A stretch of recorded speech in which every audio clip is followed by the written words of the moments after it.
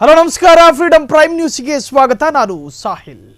Israel ಮತ್ತು Iran ನಡುವೆ ಘನಘೋರ ಯುದ್ಧ ಇವತ್ತಿಗೆ 11ನೇ ದಿವಸ ಕಳೆಯಿತು. ಆದರೂ ಕೂಡ ಇರಾನ್ ಮತ್ತು ಇಸ್ರೇಲ್ ಯುದ್ಧದ ತೀವ್ರತೆಗಳು ಕಡಿಮೆಯಾಗ್ತಾ ಇಲ್ಲ. ಇಸ್ರೇಲ್ ಇರಾನ್ ನಡುವೆ ಘನಘೋರ ಯುದ್ಧ, ಅದರ ತೀವ್ರತೆಯ ಪ್ರಮಾಣ ಈವರೆಗೂ ಕಡಿಮೆ ಆಗಿಲ್ಲ. 11ನೇ ದಿನ ಇರಾನ್ ರಾಜಧಾನಿ ಮೇಲೆ ಇಸ್ರೇಲ್ ಭಾರಿ ದಾಳಿಯನ್ನ ಮಾಡಿದೆ. ದಟ್ಟ ಹೊಗೆಯಿಂದ ತುಂಬಿ ಹೋದ ಇರಾನ್ ರಾಜಧಾನಿ ದಟ್ಟ ಹೊಗೆಯಿಂದ ತುಂಬಿ ಹೋಗಿದೆ. ಜನಸಂದಣಿ ಹೆಚ್ಚಿರುವ ಪ್ರದೇಶದ ಮೇಲೆ ಇಸ್ರೇಲ್ ಅಟ್ಯಾಕ್ ಅನ್ನು ಮಾಡಿದೆ. ಹೆಚ್ಚು ನಾಗರಿಕರು ಇರತಕ್ಕಂತಹ ಪ್ರದೇಶ. ಇಸ್ರೇಲ್ ದಾಳಿಯಲ್ಲಿ ಭಾರಿ ಸಾವು ನೋವು ಶಂಕೆ ವ್ಯಕ್ತಪಡಿಸಲಾಗಿದೆ. ಐಆರ್ಜಿಸಿ ಪೊಲೀಸ್, ಶಿಕ್ಷಣ, ವಿದ್ಯುತ್ ಕೇಂದ್ರಗಳ ಮೇಲೆ ಭಾರಿ ಅಟ್ಯಾಕ್ ಆಗಿದೆ. ಇಸ್ರೇಲ್ ದಾಳಿಯಲ್ಲಿ ಇವನ್ ಜೈಲು ಸಂಪೂರ್ಣವಾಗಿ ಧ್ವಂಸ ಆಗಿದೆ. ಇವನ್ ಜೈಲು ಅದು ಇರಾನ್ನಲ್ಲಿರ್ತಕ್ಕಂತಹದ್ದು. ಇಸ್ರೇಲ್ ಇರಾನ್ ನಡುವೆ ಘನಘೋರ ಯುದ್ಧ.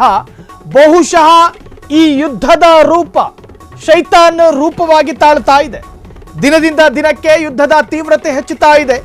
ಒಂದು ಕಡೆ ಇಸ್ರೇಲ್ನ ಆಸ್ಪತ್ರೆಯನ್ನ ಗುರಿಯಾಗಿಸಿತ್ತು ಇರಾನ್, ಮತ್ತೊಂದು ಕಡೆ ಇರಾನಿನ ಕೆಲ ಪ್ರಮುಖ ಪ್ರದೇಶಗಳನ್ನು ಇವತ್ತು ಇಸ್ರೇಲ್ ಗುರಿಯಾಗಿಸಿದೆ.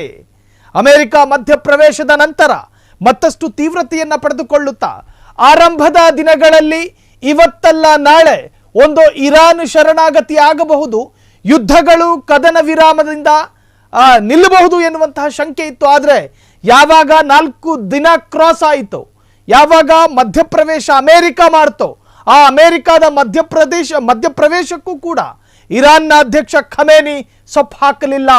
ಇರಾನಿನ ವಿದೇಶಾಂಗ ಸಚಿವರ ಮಾತುಗಳು ಕೇಳಿ ಈ ಯುದ್ಧ ನಿಲ್ಲುವಂತಹದ್ದಲ್ಲ.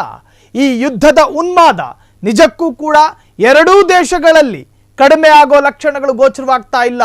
ನಾಗರಿಕರ ಎಡೆಯಲ್ಲಿ ಚರ್ಚೆಯಾದಂತಹ ವಿಚಾರ ಇರಾನ್ ಮತ್ತು ಇಸ್ರೇಲ್ ನಡುವಿನ ಯುದ್ಧ.